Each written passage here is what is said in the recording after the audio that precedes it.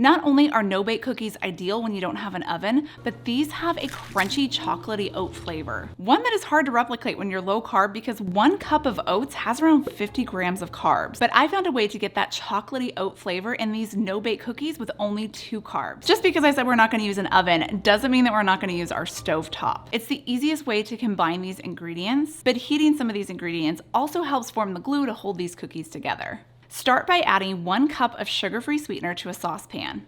I'm using allulose. Then a half a cup of heavy cream, 1 stick of unsalted butter,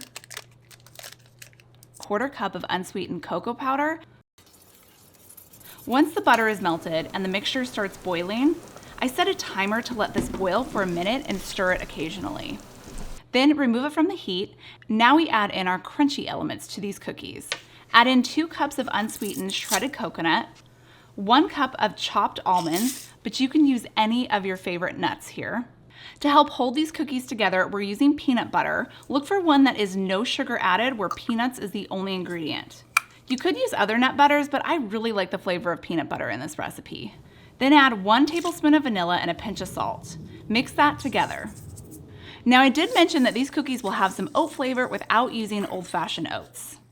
The way we do this without adding any extra carbs is to add oat fiber, 1/4 cup. Oat fiber is an insoluble fiber that's made from finely ground oat husks, so it's 0 carbs. Scoop a heaping tablespoon of the mixture on top of a parchment-lined tray, then freeze these for 30 to 60 minutes or until your cookies are set. Crunchy, gooey with a hint of oat flavor.